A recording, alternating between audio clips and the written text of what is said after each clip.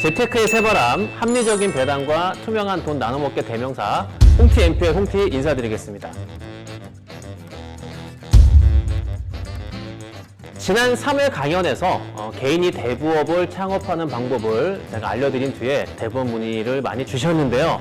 그런데 중요한 건 대부업을 창업하고 나서 실질적으로 무엇을 어떻게 해야 하는지를 전혀 모르는 분들이 많이 계시더라고요. 자, 인터넷 검색만 해도 대부업 설립이 많이 나와요. 알 수 있는데 중요한 거는 대부업을 설립하는 게 중요한 게 아니라 대부업을 창업해서 실질적으로 실무에 대해서 알려주는 곳은 여러분들이 찾아보시면 알겠지만 아무 데도 없어요.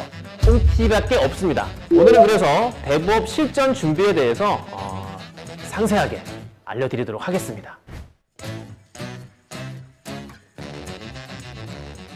금융감독원에 정식으로 등록된 대부업체는 홍티경미 유튜브 대부처럼 NPL 채권을 사올 수 있어요. 그리고 돈을 필요로 하는 사람한테 돈을 빌려주고 이자를 받거나 아니면은 홍티경미 유튜브 대부로 어떤 분이 대출 요청을 했을 때 그 대출 요청한 사람 그 정보를 다른 대부업체에 소개, 즉 대출 부동산을 중개한다는 표현을 쓰거든요. 그래서 저희가 소개했기 때문에 중개 수수료를 받을 수가 있습니다. 자, 대출 이자는요, 1년에 20% 이내, 그리고 중개 수수료는 1.5% 이내에서 정부에서 미리 지정해둔 기준이 있기 때문에 그 기준을 초과할 수는 없겠죠. 또 사람들이 상호를 듣고 이곳이 대출해주는 곳임을 확실히 알 수 있도록 대부 또는 대부 중개라는 상호를 반드시 사용해야 됩니다.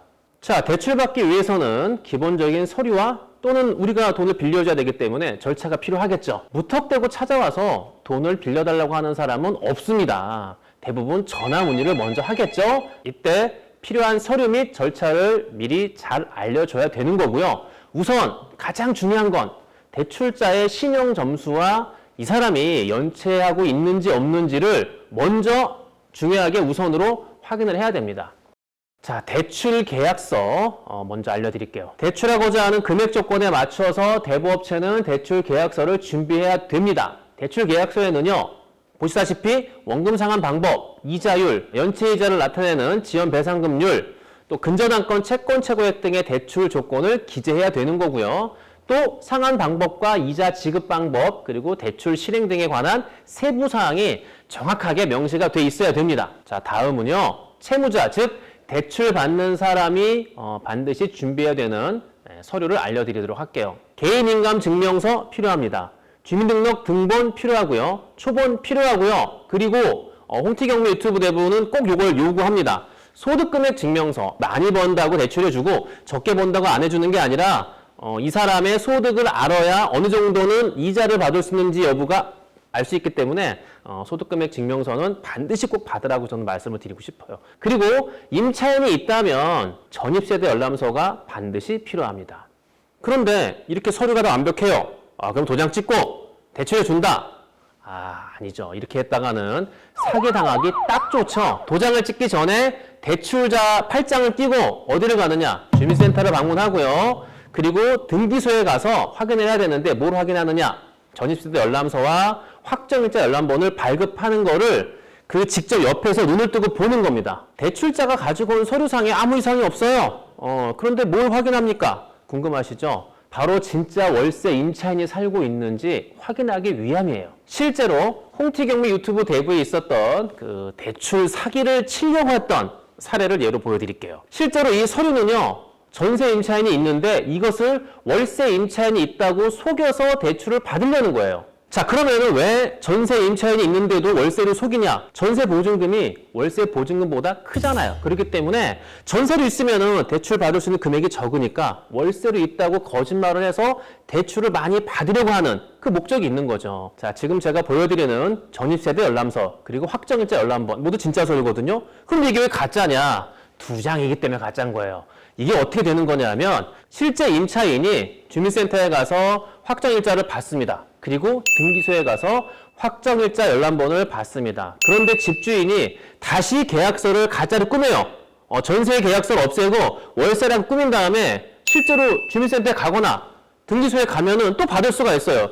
그러니까 이 집에 대해서는 전입세대 열람서가 2장이 되는 거고 확정일자 열람본도 2개가 되는 거예요. 왜? 진짜 임차인이 1개 있고 집주인이 1개 있어요. 여기서 오점이 뭐냐면은 관공서에서 받을 수가 있지만 실제로는 이게 가짜라는 거죠. 그래서 두 장이 있는 겁니다. 진짜 임차인이 신고한 거, 그 다음에 집주인이 신고한 가짜. 그런데 대출을 받을 때는 뭘 갖다 줍니까? 지금 보시는 것처럼 가짜를 들고 오는 거예요. 진짜는 빼고. 그래서 제가 말씀드리는 게 이 대출 받고자 하는 사람하고 직접 동행해서 이 사람이 받는 거를 모두 다 받아서 이게 두 장이 나오기 때문에 앞장은 빼고 뒷장만 제출하는지 여부를 확인하기 위함입니다. 그래서 대부업을 하시는 분들이 대출 요청을 받으면 서류가 완벽하니까 나는 모두 오케이. 그게 아니라 반드시 대출자하고 동행해서 주민센터 등기소 가셔가지고 서류를 발급 받으시는 걸 눈으로 보고 다 받으시라. 그러면은 진짜 가짜인지 구분이 된다. 말씀드리겠습니다.